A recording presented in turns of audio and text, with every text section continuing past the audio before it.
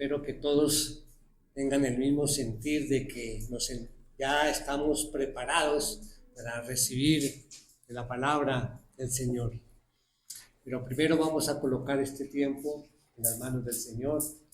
Acompáñenme en esta oración. Oh Padre Celestial, venimos ante ti, Señor, en esta mañana, en este domingo precioso, Señor, día tuyo, Señor. Venimos aquí con gozo, al mismo tiempo, Señor, con humildad y gratitud, Señor, reconociendo que tu poder y tu sabiduría es infinita, Señor.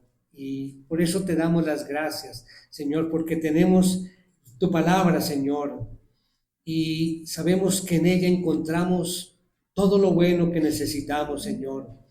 Gracias, Señor, por la exhortación que recibimos y que estamos recibiendo a través del estudio en esta serie sobre los mensajes a las 7 iglesias allí en el libro de Apocalipsis. Señor, te pedimos que examines nuestros corazones y nos guíes hacia una relación auténtica contigo, Señor. Reconocemos, Señor, que vivimos tiempos difíciles donde muchas personas se apartan de la doctrina y buscan predicaciones que les digan más bien lo que ellos quieren oír. Por eso, Señor, te pedimos que nos des discernimiento para distinguir la verdad del error y que nos ayudes a tener ese valor para mantenernos firmes en tu palabra. Te lo pedimos, Señor, en el nombre poderoso de tu Hijo, nuestro Señor y Salvador, Jesucristo. Amén.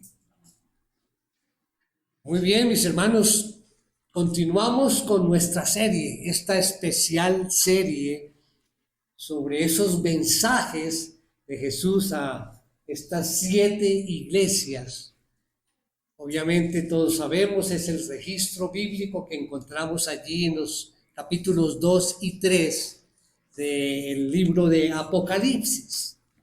Y rápidamente, como repaso, ¿qué hemos visto? Podemos ver allí en el mapa. Vimos primero la iglesia de Éfeso, recordarán, esta iglesia que trabajaba hasta el agotamiento y perseveraba en el amor al Señor. Era una iglesia que defendía y que era muy celosa con la parte moral y doctrinal. Y una iglesia que sufría la persecución, todo por amor a Jesús. Pero tenía un problemita. Ya saben todos, ¿no? Habían perdido su primer amor, ese primer amor. Luego, más arribita, aparece la iglesia de Esmirna. Esta iglesia fiel a Cristo, pero pasaba por momentos difíciles. No guardaba siempre la fidelidad al Señor en medio del dolor. Y allí resaltamos el martirio del pastor de esa iglesia, Policarpo, ¿sí? Y esas palabras finales cuando fue quemado, llevado a la hoguera. El Señor no hizo ningún reproche a esta iglesia. Tengamos presente eso, ¿no? Ningún reproche a esta iglesia.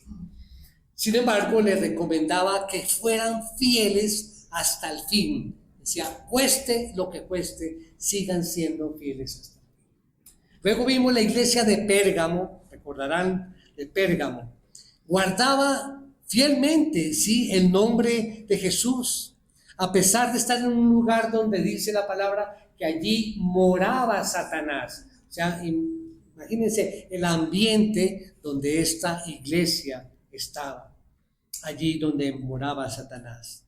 Y también donde su posible pastor Antipas también fue muerto allí por la causa del Señor. Sin embargo, a pesar de esto, de esos elogios que hizo inicialmente el Señor, viene el reproche y les dice que ellos permitieron, ¿recuerdan?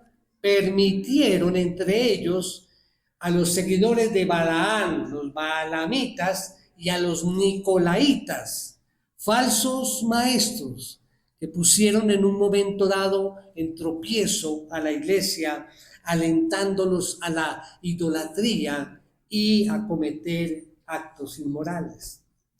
Y luego pasamos a la iglesia de Tiatira, y vimos que era una iglesia amorosa, servicial, fiel, perseverante, pero tenía también un grave problema. Quiso ser más tolerante que el Señor, y ellos toleraron a esa mujer perversa llamada Jezabel, que presumió ser una profetisa e incitó a los creyentes a comer de lo sacrificado a los ídolos y a cometer actos de inmoralidad. Bien, y hoy entonces vamos a ese quinto mensaje, esta quinta iglesia, la iglesia en Sardis. Si ven en el mapa, Sardis está ubicada a unos 50 kilómetros de la iglesia de Tiatira, ¿sí? Al sur, al sureste. O sea, comenzamos a bajar, comenzamos en Éfeso, subimos, Esmirna, Pérgamo, Tiatira, y comenzamos a bajar, ¿no? Nuevamente. Entonces está situado a 50 kilómetros más o menos al sureste de Tiatira, y si ven en el mapa está casi paralela a la iglesia de Esmirna, o sea, estaba a 80 kilómetros más o menos de Esmirna. Esta ciudad se fundó en el año 1200 a.C. y había sido una de esas grandes ciudades del mundo antiguo. Era capital del fabulosamente rico reino de Lidia. Eran muy ricos en esa ciudad. El nombre del rey más famoso allá de ese imperio era Creso, rey Creso. Y había un dicho que se volvía popular que decía, tan rico como Creso, ¿sí? Para significar una persona que tenía una inmensa riqueza, ¿no? Decía, es tan rico como Creso, mucho dinero. Bueno, ahora bien, hablando con un poco más de precisión sobre esta ciudad de Esmirna, hace prácticamente alusión a dos ciudades. Y esto es interesante verlo porque trae un mensaje también para nosotros junto con el mensaje de Jesús a través de esta quinta carta. Dice, la primera de las ciudades era una ciudad que estaba elevada, la cual estaba ubicada en la cima de una colina, allá, muy arriba. Era algo estrecha porque llegaba allá, pero era una fortaleza completa, porque eran, hagan de cuenta, peñascos o riscos, ¿sí? Por todo lado, perpendiculares. Por los tres lados eran riscos, o sea, era imposible subir por allá, por esos lados, no eran como paredes, llamémoslo así, para llegar allí a la cima. Solamente había la entrada por el lado sur, pero era también algo estrecho y muy difícil de llegar. Entonces, la dificultad de ese era precisamente seguro por lo que estaban allá arriba, pero era muy difícil de que la ciudad creciera, ya estaba ya ajustadita. Entonces viene como una segunda ciudad allí al pie de la colina, ¿no? Creció la ciudad, ahí bajando la colina creció la ciudad, una ciudad muy próspera, como ya les dije. Trabajaba en la agricultura, la industria, era una ciudad muy próspera. Entonces, digamos que los habitantes de esta ciudad tenían como riqueza, además de las propiedades materiales, también la posición privilegiada que hizo que sus habitantes fueran arrogantes y desmedidamente confiados de sí mismos. Esto es muy importante. Ellos se sentían muy seguros porque estaba allí arriba en la colina y era muy difícil subir para que los invadieran en algún momento. Entonces eran muy confiados, además arrogantes, y tenían plata. Entonces eran muy arrogantes. Y eran confiados de sí mismos, creyendo que con esos precipicios tan profundos nadie podía subir allí y conquistar la ciudad. Bueno, y además de esa arrogancia de ellos, era una ciudad de ocio, de lujo, de apatía y de inmoralidad. El rey Ciro, bueno, la historia es larguísima, pero la resumo de esa forma. Había un conflicto allí y Ciro iba a invadir esta ciudad. Y entonces, claro, cuando llegan allá, ellos ya sabían y ven allá que es una colina, son paredes, ¿cómo vamos a llegar allá? El rey Ciro ofreció una recompensa a ver si a alguien se le ocurría cómo llegar allá. La historia dice que un soldado de Ciro estaba mirando allá, ¿por dónde subimos allá a conquistar? Y en ese momento había un soldado allá arriba y se le cayó el yelmo. ¿Recuerdan qué es el yelmo? El casco, ¿sí? Se le cayó el casco y rodó por la colina hasta cierto sitio. Y el soldado se metió por un callejón de esos misteriosos a recoger su casco. Y este soldado vio, ay, mire, es por ahí la entrada. Inmediatamente salió, lo comunicó y esa misma noche llegaron y subieron por allí y los cogieron, como estaban tan confiados de que estaban allí en un lugar privilegiado, no había vigilantes, estaban allí todos tranquilos y obviamente fueron conquistados por Ciro. Curiosamente, lo mismo sucedió 200 años después, cuando Antíoco atacó y conquistó la ciudad confiada. Es interesante esto porque tiene que ver precisamente con la actitud espiritual de esta ciudad. En cuanto a la religión, podemos decir que esta ciudad, como todas, era politeísta. Esta también era, ¿recuerdan de Éfeso? Hablábamos de más de 50 dioses. Aquí también estaban esos mismos dioses. Tenían templos pequeños para dioses menores. Allí estaba el segundo templo más grande de Asia Menor, dedicado a la diosa Artemisa. ¿Recordemos? La llamaban allí en Éfeso también como Diana, ¿sí? Era el segundo templo mayor. Bien. Y en cuanto a la iglesia como tal, no se sabe quién fue el fundador, no sabemos. Sin embargo, pues pensamos que esto es parte del ministerio de Pablo, ese ministerio que comenzó allí en Éfeso y se extendió por toda Asia Menor. Eso lo encontramos allí en el libro de los Hechos, en el capítulo 19 y 10. En conclusión, era una ciudad conocida por su gloria pasada, pero ahora espiritualmente estaba dormida. De modo que fue a esta congregación el Señor escribe o manda a Juan a escribir esta quinta carta, que la encontramos en el capítulo 3, los primeros 6 versículos allí del libro de Apocalipsis.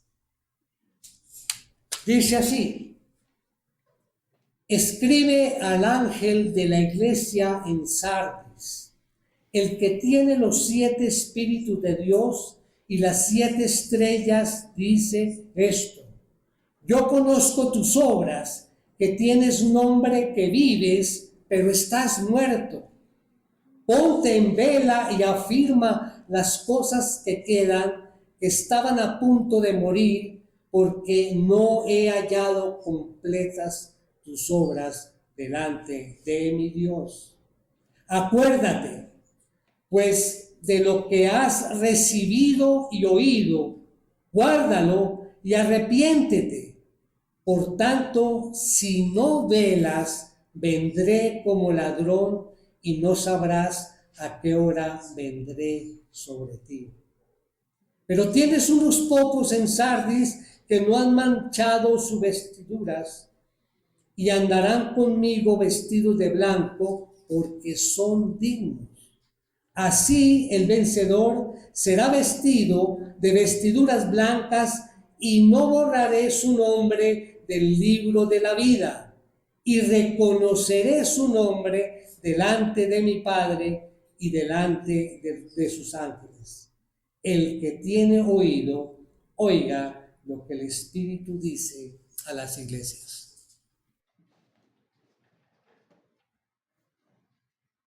La estructura que hemos utilizado habla de 7 puntos, pero en este caso van a ser 6. Recordemos, en la iglesia de Esmirna también fueron 6, porque no hubo reproche por parte de Jesús para esta iglesia. Y en este caso hay 6, pero en este caso no hubo elogio fuerte para esta iglesia. Bien, entonces vamos a ver estos 6 puntos y el mensaje lo hemos titulado un llamado a despertar. Un llamado a despertar. La idea principal del mensaje en esta mañana: despertar a la vida espiritual significa dejar atrás las apariencias vacías y permitir que el Señor renueve nuestro corazón y nuestra relación con Él. Comenzamos entonces con el receptor de la carta. Dice: escribe al ángel de la iglesia en Sardis. Ya sabemos que el ángel hace referencia al pastor de la iglesia, al líder de la iglesia. En este caso, como les dije, no se conocía quién era el pastor en ese momento. No obstante, vale la pena resaltar históricamente al pastor Melitón, un apologista, o sea, un defensor del cristianismo que sirvió como pastor allí a finales del siglo II. Él también, este pastor, escribió el primer comentario de Apocalipsis, el libro de Apocalipsis que se conoce. Bueno, ahora bien, continuando con el estudio, vamos a ver entonces cuál es la descripción del Señor en esa carta. O sea, cómo Jesús, como emisor de esta carta, se describe a sí mismo antes de dar el mensaje. Entonces allí, primer punto, la descripción del Señor. Y dice así en el versículo 1, la segunda parte: el que tiene los 7 espíritus de Dios y las 7 estrellas. Así se nombra el Señor en esta carta. En primer lugar, Jesús aquí se escribe el que tiene los 7 espíritus de Dios. Digamos que esta extraña descripción parece tener sus raíces en el Antiguo Testamento y puede que haga referencia a 2 cosas. Uno, esta frase puede referirse a lo que dice Isaías 11:2. No la vamos a leer, pero pueden tomar nota aquí en sus hojas. Isaías 11:2, donde se describe al Espíritu Santo y lo describe como el Espíritu del Señor, Espíritu de sabiduría y Espíritu de inteligencia, Espíritu de consejo y de poder, Espíritu de conocimiento y de temor al Señor. Ahí hay 7 características de ese Espíritu. Pero también hay otra posibilidad que pueda referirse a la descripción simbólica del Espíritu Santo como un candelabro con 7 lámparas. conocemos como el menorá. Está presentado allí en Zacarías, capítulo 4, los 10 primeros versículos. Tampoco lo vamos a leer, pero tomen nota para que lo puedan leer en casa. En ambos casos, la alusión es a la plenitud del Espíritu. ¿Sí? Cuando dice ya, el que tiene los 7 Espíritus de Dios, entonces hace referencia a la plenitud del Espíritu. Es decir, Jesucristo es representado en su iglesia por medio del Espíritu Santo. Y es pertinente analizando por qué esta descripción del Señor aquí, precisamente en esta carta. Porque la iglesia de Sardis, como vamos a ver más adelante, era una iglesia moribunda. Esta iglesia necesitaba que sus llamas fueran avivadas. Y lo que da vida a las iglesias no son las actividades ni los dones del pastor, no, sino la presencia y el poder del Espíritu Santo. Él es el agente que infunde nueva vida a una iglesia que estaba moribunda y estimula a esos miembros de la iglesia pasivos a actuar precisamente con valentía y con pasión. En segundo lugar, Jesús se presenta aquí a sí mismo como el que tiene las 7 estrellas. ¿De acuerdo?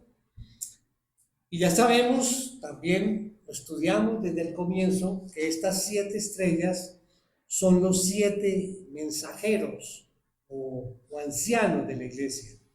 Esto lo encontramos en el capítulo 1, en el versículo 20.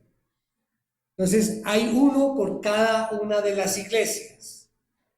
Y probablemente cada pastor de estas 7 iglesias tenía o llevaba o conseguía una copia del libro de Apocalipsis.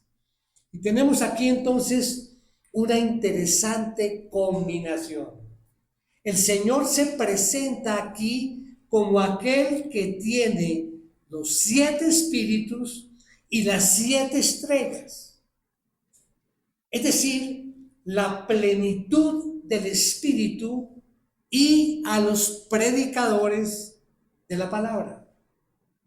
Entonces, la idea es que por medio de sus ministros de la palabra y el poder del Espíritu Santo se pueda reavivar la iglesia. Esa es la combinación, ¿no? Espíritu Santo y los pastores de la iglesia.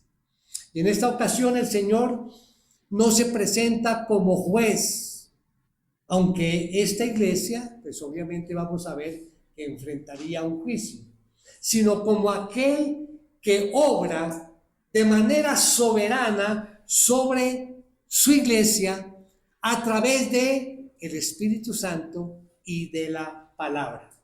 ¿Queda claro? Sí. Entonces vamos al segundo punto. Vamos a ver el reproche. Usualmente el segundo punto era el elogio, ¿no? Pero aquí viene el reproche. Dice allí en el mismo versículo 1: yo conozco tus obras, que tienes nombre de que vives, pero estás muerto. Y el versículo 2 dice: ponte en vela y afirma las cosas que quedan, que están a punto de morir, porque no he hallado completas tus obras delante de mi Dios. Fuerte. En términos generales, Jesús le está diciendo a esta iglesia: tienes nombre de que vives, pero estás muerto. Debe quedar claro que esto no es un cumplido a la iglesia. Es como si alguien dijera: escuché un horrible rumor de que eres una bella persona. Esta iglesia tenía una reputación asombrosa de estar viva, pero estaba muerta. En términos contemporáneos, actuales, podríamos decir que era una iglesia muy organizada, tenía muchas actividades exteriores, pero no había ninguna actividad interior, espiritual. Esta iglesia estaba viviendo una mentira. Alguien ha dicho, hay pocas cosas mejor organizadas que un cementerio, pero ahí hay poca vida. En términos particulares, Jesús le dice a esta iglesia, no he hallado completas tus obras delante de mi Dios. Entonces el problema, mis hermanos, de esta iglesia no era que no tuviera obras, sino que éstas no eran completas delante de Dios. Sus obras podían impresionar de pronto a la gente, la iglesia es muy activa, o a las otras iglesias, impresionar por todas las actividades que hacían, pero no era claro esa actividad a los ojos del Señor, porque Él conoce los corazones y sabían cómo era realmente el interior de cada uno de sus miembros de esta iglesia. Alguien que veía las obras de esta iglesia podría pensar que esa era una iglesia llena de vida, mucha gente, mucho movimiento, pero sus obras habían sido pesadas en la balanza y habían sido halladas incompletas. Y debe aclararse que la referencia aquí no es en la cantidad de las obras, sino en la calidad. La pregunta es, ¿qué hace que nuestras obras sean incompletas? Sería la pregunta. Entiendo que el factor determinante aquí es el corazón. Es el corazón. Sus obras eran incompletas porque carecían de ese elemento que proporciona ese amor por la obra del Señor y por el Señor dentro de la obra. La fe, el amor, el gozo. Es algo de lo que nosotros debemos tener por la obra del Señor. Fe, amor, gozo. Y todo en esta iglesia era apariencia, no era realidad ni esencia. Pues aunque los ojos de la gente estaban allí sobre esas obras espléndidas, ante los ojos de Dios ellos estaban muertos. Tal vez había allí mucha actividad rutinaria, pero desprovista del poder y de la virtud del Espíritu Santo. Como alguien ha dicho, abro comillas, es una lástima que hayan iglesias que tengan mucha actividad de cierta clase y por ello piensen que están vivas, cuando en realidad están muertas. Han olvidado que el ojo de Dios todo lo penetra. Termina esa cita. Pero sus obras incompletas no era lo único que Jesús reprochaba allí en esta iglesia. Al parecer, esta iglesia también había cedido ante ese mundo materialista y arrogante que le rodeaba. La ciudad era rica, como era Creso, tan rico como Creso, era rica. Entonces también notó allí que había ese contagio. Lo extraño allí, si analizamos el texto, es que esta iglesia en Sardis no parecía tener problema con ninguna herejía, ¿sí? Como las que hemos visto en las otras iglesias, ¿no? los balamitas, los nicolaitas, Jezabel. No hay, ahí no menciona que haya estas personas herejes allí dentro de la iglesia. Y tampoco parecía ser objeto de algún ataque o una persecución exterior, ni por parte de los paganos ni por parte de los judíos. Esta iglesia, mis hermanos, estaba tan muerta que no valía la pena atacarla. Eso es lo que uno supone al ver que no había este ataque por parte de los enemigos. Entonces, ¿cuál era el problema de esta iglesia? Lo que sucedió fue que ellos mismos se volvieron sus propios enemigos. Sus propios enemigos. No podían culpar al sufrimiento, ni a la persecución, ni a la pobreza, ni a nadie. Simplemente ellos no les importaba nada. Eran completamente indiferentes. ¿Recuerda que se sentían seguros? Así como en la ciudad. Estaban ellos espiritualmente moribundos y no les importaba nada. Esta iglesia, digamos que estaba en paz, pero como la de un cementerio, una paz muerta. Pero hay algo importante allí, en este texto.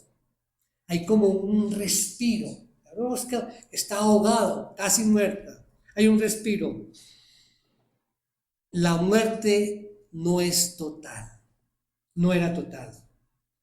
Podríamos decir que esta era una iglesia moribunda, pero había allí unos vestigios de vida.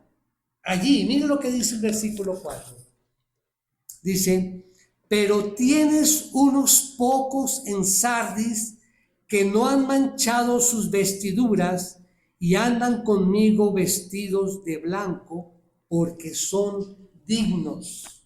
Porque son dignos. A pesar de que esta iglesia era como un cementerio, en algunos todavía no se había apagado ese fuego ni ese calor espiritual. Sus vidas eran limpias delante del mundo y, como dice el texto, apreciadas por Dios. Entonces el Señor habla de unos pocos, ¿no? Dice, pero tienes unos pocos. Y aquí hay algo interesante, son de esas cositas que vamos encontrando cuando investigamos y profundizamos en la palabra. La frase griega dice literalmente unos pocos nombres, transmitiendo la idea de que el Señor conoce a sus seguidores fieles y en forma individual y por su nombre, y se complace allí con su ejemplo. ¿Y cuál fue el ejemplo que ellos dieron? Dice que no han manchado sus vestiduras y que son dignos. Ese pequeño grupo.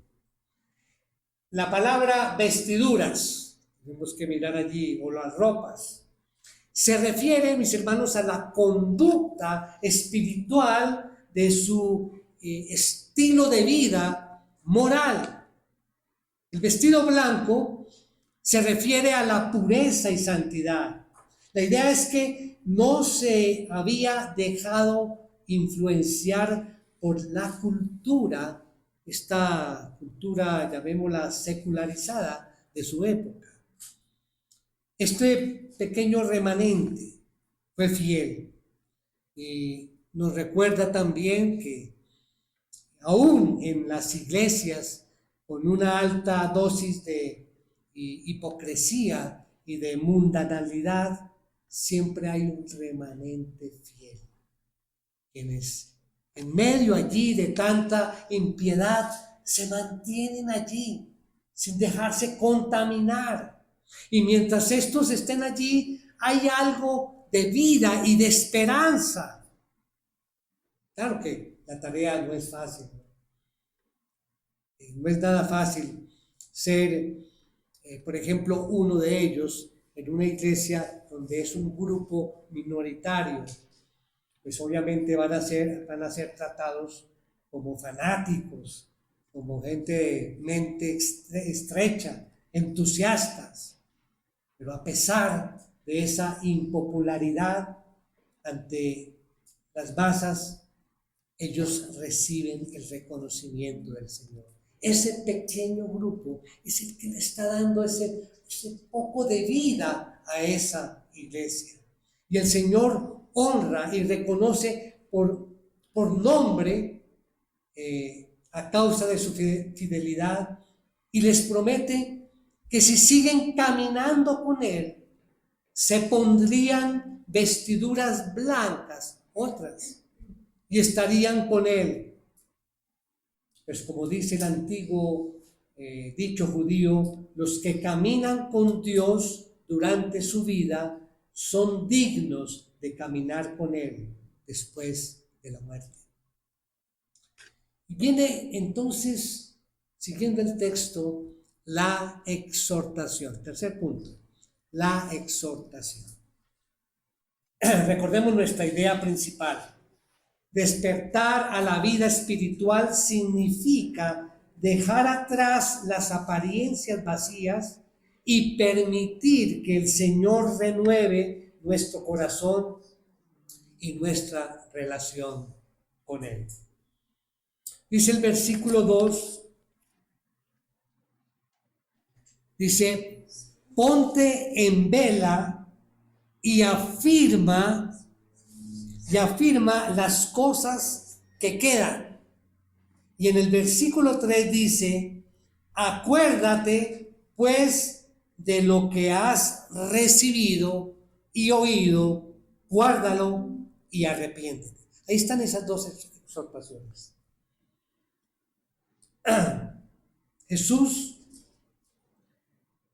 hace estas exhortaciones a esta iglesia y le dice, si esta iglesia va a sobrevivir, ¿qué necesita? Necesita en este momento vida, por supuesto.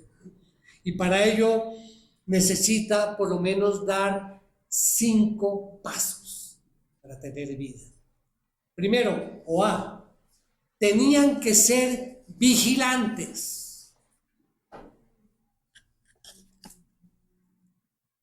El versículo 2 comienza diciendo, ponte en vela, o sea, vigilen, vigilantes. Jesús los exhorta a esto. Tenían que observar lo que estaba sucediendo allí dentro de la iglesia. Recuerda que decíamos que eran indiferentes, no les importaba nada. ¿Por qué? Como eran ricos y que no, la iglesia muy bonita y hacemos muchas actividades, entonces estamos tranquilos. No, debían sentarse, evaluar su situación y confrontar el pecado. Recuerde que dijimos que era una ciudad muy arrogante y confiada, pensando que a causa de esa estratégica ubicación nunca iba a ser conquistada, ¿sí? Pero mira lo que en la iglesia estaba pasando. También no velaban, no tenían vigilancia, no se autoexaminaban cómo era su relación espiritual en el Señor. ¿Y qué pasaba? Estaban muriendo. El descuido arrogante, ¿sí? Por eso, así como la ciudad fue tomada y fue conquistada por su confianza, así también les podía pasar en su iglesia. Como diciendo el Señor les decía, Sardis, mira, despierta, ponte en vela, no sea que te suceda lo mismo. Se durmieron y fueron conquistados. Punto B, el siguiente paso, tenían que afirmar al remanente. Allí mismo en el versículo 2 dice, afirma las cosas que quedan.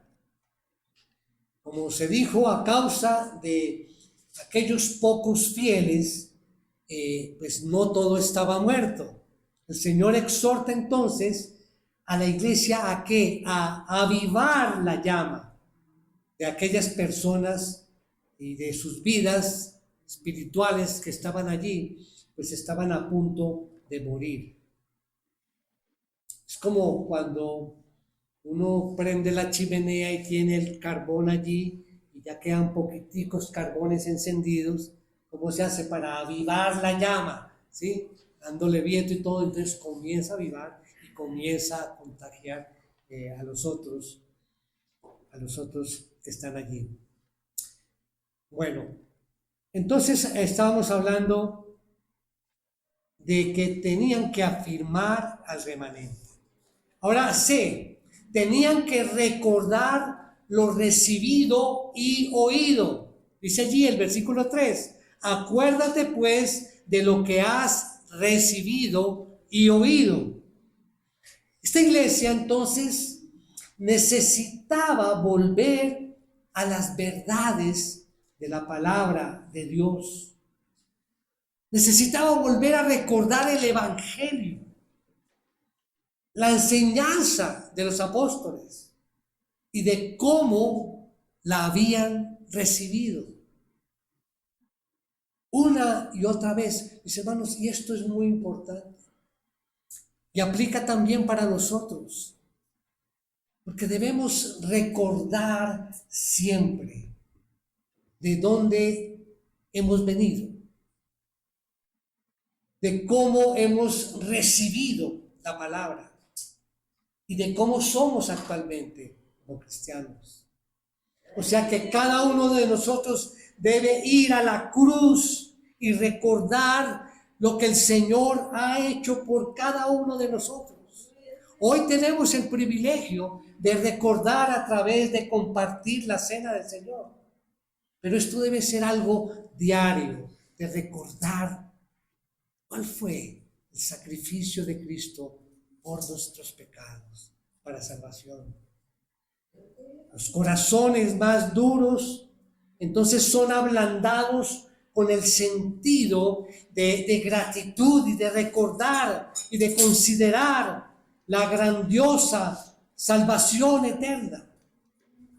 La salvación que se nos ha dado en Cristo.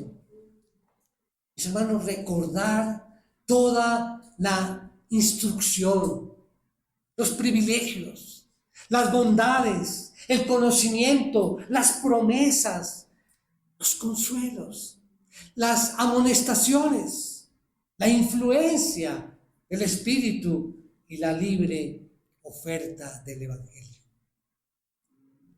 Como punto D, tenían que guardar tales verdades. Dice el versículo 3 ahí a continuación, guárdalo. La exhortación es sin duda un llamado a ¿qué? A persistir en lo fundamental. Los creyentes de Sardis habían recibido el evangelio por la fe, pero no habían persistido en desarrollarse espiritualmente por la fe. Y ese descuido había producido el olvido de la necesidad de mantener esa relación personal con el Señor. Por eso el Señor nos exhorta a guardar y a vivir en la verdad. Y el punto E, número 5, tenían que arrepentirse. Dice allá, y arrepiéntete.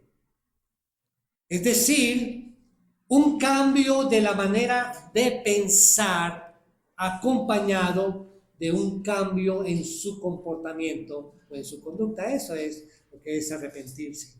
Entonces, estos creyentes allí de la iglesia de Sardis tenían la necesidad urgente de arrepentirse de la manera como habían utilizado esa riqueza espiritual que habían recibido a través de la palabra y se portaban indiferentes.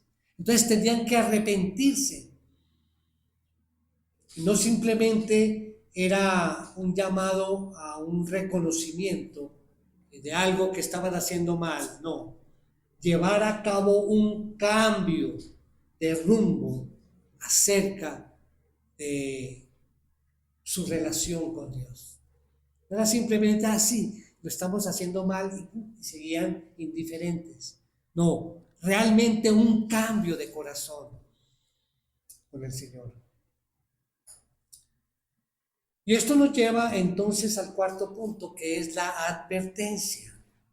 Dice, versículo 3, por tanto, si no velas, vendré como ladrón y no sabrás a qué hora vendré sobre ti.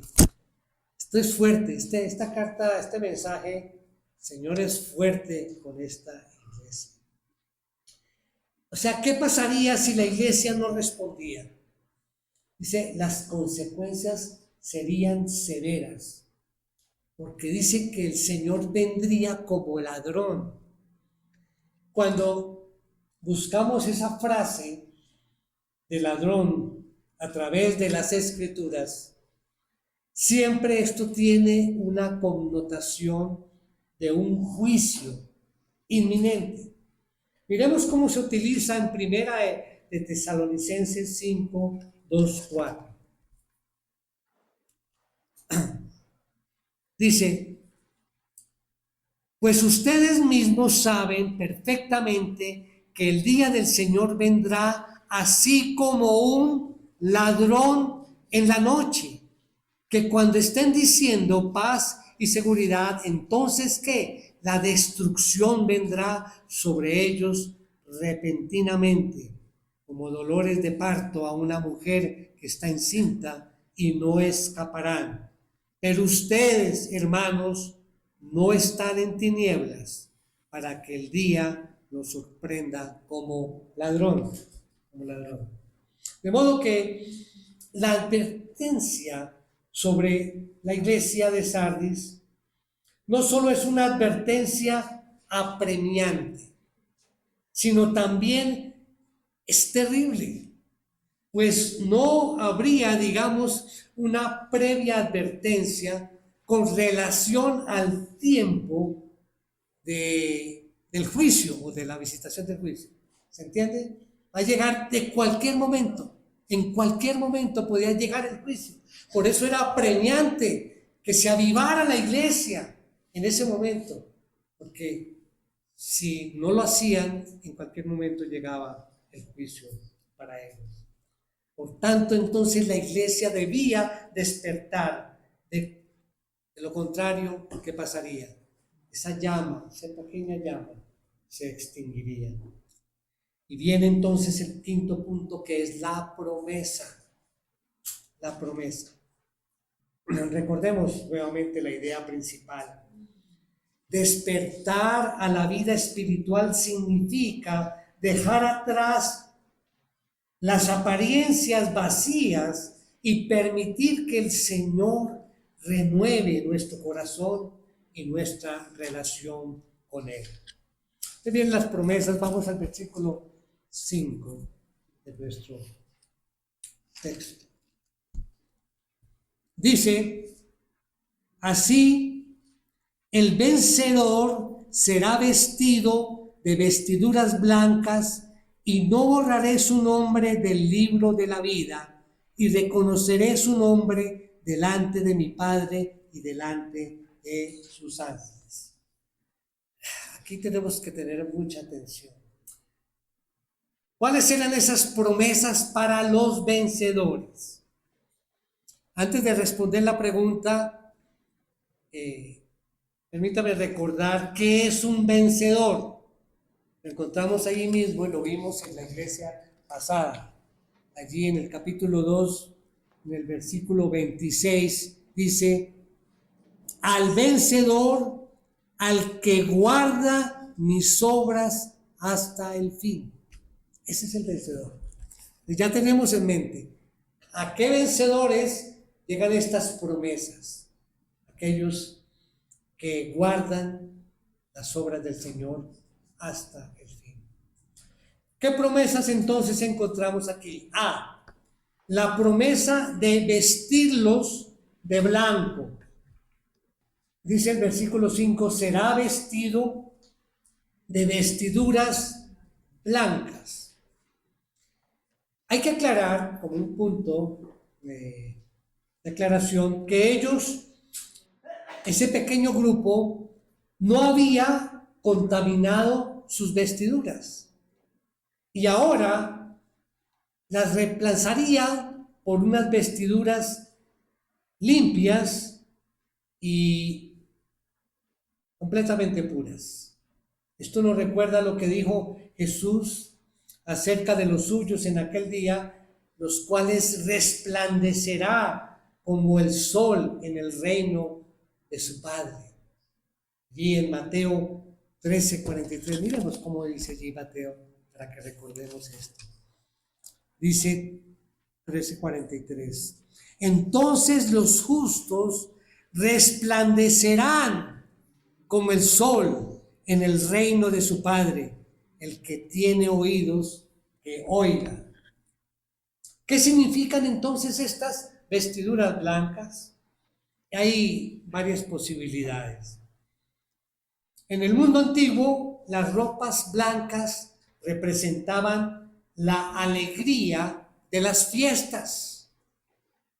En Eclesiastés 9:8 dice, en todo tiempo sean blancas tus ropas y que no falte ungüento sobre tu cabeza. Si miramos el contexto allí en Eclesiastés, estaban celebrando unas fiestas y allí hablan de que sean blancas tus ropas. O sea que la ropa blanca puede que signifique que los fieles van a ser huéspedes en el banquete de Dios. De hecho, esto tiene mucha similitud con Apocalipsis 10, 7, 9 y 14. No lo vamos a leer porque nos extendemos mucho, pero tomen nota allí. Con Apocalipsis 19, versículos el 7, el 9 y el 14, donde se nos dice que en las bodas del Cordero, los ejércitos de Cristo vienen vestidos de lino fino, blanco y limpio. Ahora bien, miremos otra posibilidad.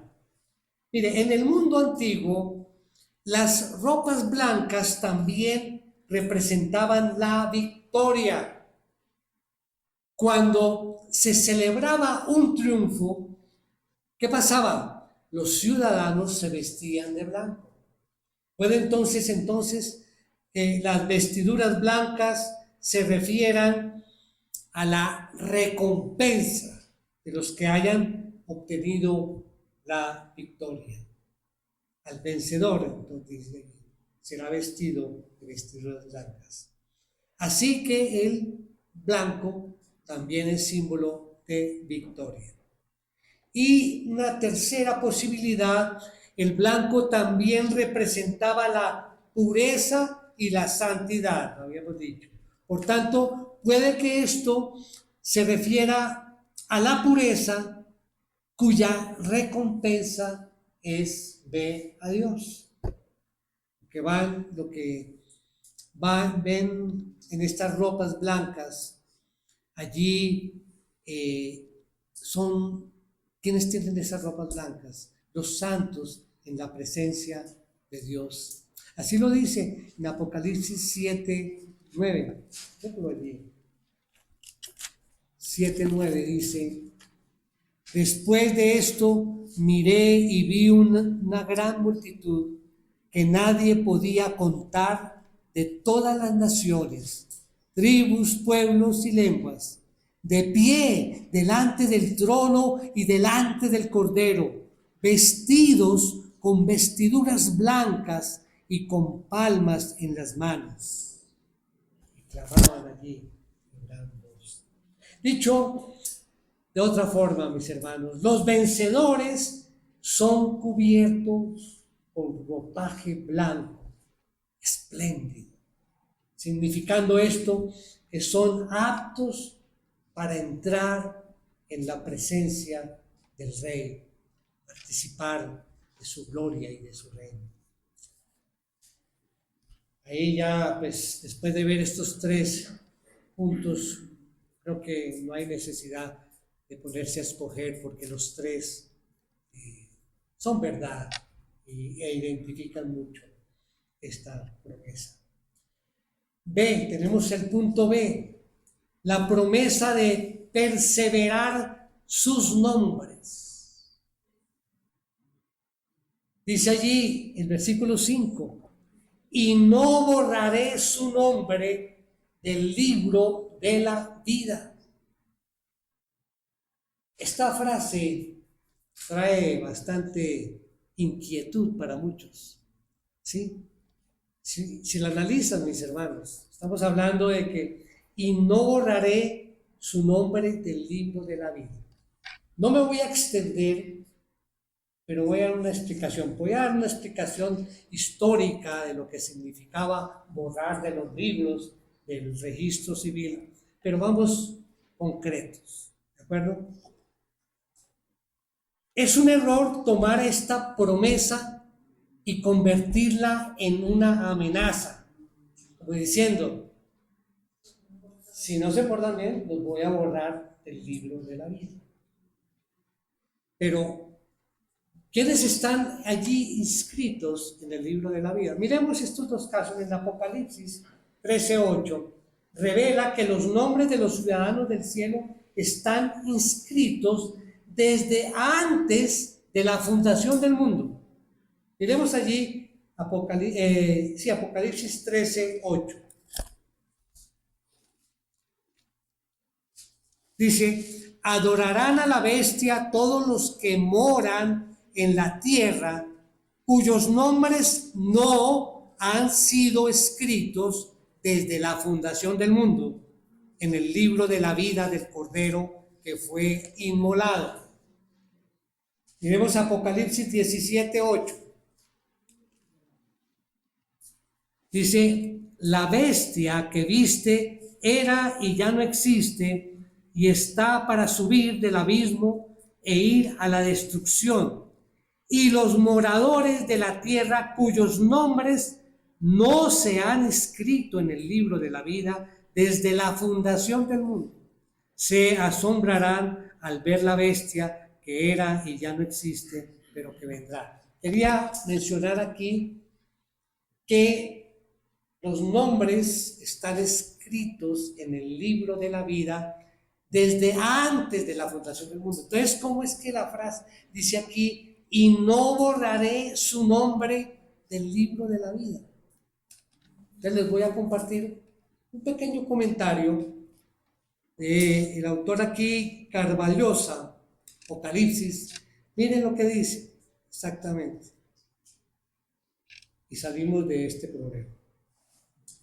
Dice, y no borraré su nombre del libro de la vida. Esta solemne declaración expresa la segunda promesa del Señor al remanente fiel de Sardis. La promesa es enfática. El vocablo no es la traducción de la doble negación o mei, que puede traducirse como nunca, jamás, de ninguna manera. Entonces, si cambiamos allí y decimos, y de ninguna manera, jamás borraré su nombre del libro de la vida. Esta es la aclaración. O sea, no se va a borrar del libro de la vida, porque esto fue escrito antes de la fundación del mundo. Pasemos a la tercera promesa, hermanos, la promesa de que sus nombres serían conocidos. Dice allí el versículo 5 al final, y reconoceré su nombre delante de mi Padre y delante de sus ángeles. Esto parece, digamos, hacer eco a lo dicho por Jesús allí en el Evangelio de Mateo y de Lucas. Acompáñenme en Mateo 10:32. Mateo 10:32. Dice, por tanto, todo el que me confiese delante de los hombres, yo también lo confesaré delante de mi Padre que está en los cielos. ¿Sí? Así estamos hablando de la promesa de que sus nombres serán reconocidos. Y miremos en Lucas 12:8. Dice, les digo que a todo el que me confiese delante de los hombres, el Hijo del Hombre lo confesará también ante los ángeles de Dios. Y está la confirmación de este punto. Y vamos al sexto punto, el último, el llamado. Versículo 6. Dice, el que tiene oído, oiga lo que el Espíritu dice a las iglesias. Bueno, la carta aquí termina con el acostumbrado llamado a las iglesias de Cristo a poner atención a lo que Él dice. Y no es a la iglesia específicamente de esta carta, ni a las iglesias de Asia Menor, a todas las iglesias, y allí estamos nosotros incluidos. Entonces dice que esta carta del Señor a la iglesia en Sardis nos recuerda que la vida de la iglesia no reside en las muchas actividades, sino en el Espíritu y la palabra. Espero que quede esto grabado como aprendizaje de la lección de hoy. Hoy no es fácil el mensaje, pero entonces, repito, la vida de la iglesia no reside en muchas actividades, sino en el Espíritu y la palabra. A pesar de muchas obras que daban la impresión de que esta iglesia estaba viva, la realidad era que todo era solo apariencia. Entonces, si queremos iglesias sanas, mis hermanos, necesitamos más de la palabra y más del Espíritu Santo. Esto no va para la iglesia sana, o además de ellos, para nosotros. Esto nos recuerda también que nuestras obras son incompletas cuando no vienen de un corazón limpio y enfocado en Dios. Y la rutina, a veces se vuelve la rutina de nuestras cosas para el Señor, y alejamos el corazón de la rutina.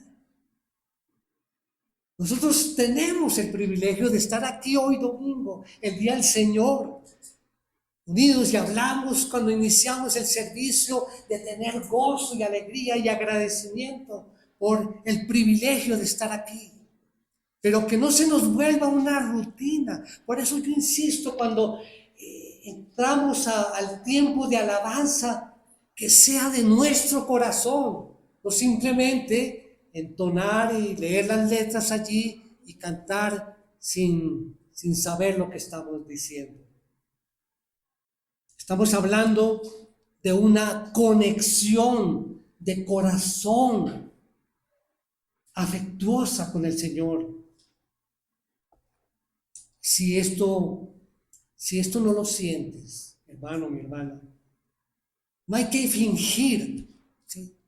Que de pronto sucede, y sucede mucho en las iglesias. De pronto están atentos y yo miro sus ojos y todos están mirando aquí, digo, wow, están recibiendo la palabra, pero de pronto sus pensamientos, su mirada está hacia aquí, pero sus pensamientos están muy lejos.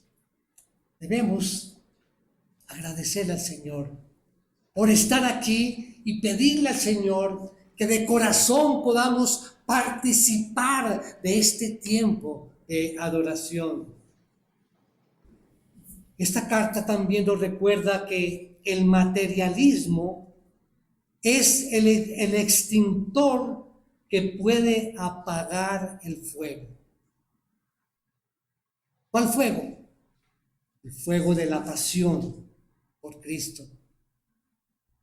Después de todo, Jesús dijo que los afanes y las preocupaciones de este mundo pueden ahogar la palabra que ha sido sembrada. Queda claro allí. Mis hermanos, esto en el fondo es la mundanalidad. Una mente que se enfoca solo en lo de este mundo, sin un corazón limpio, nadie verá al Señor.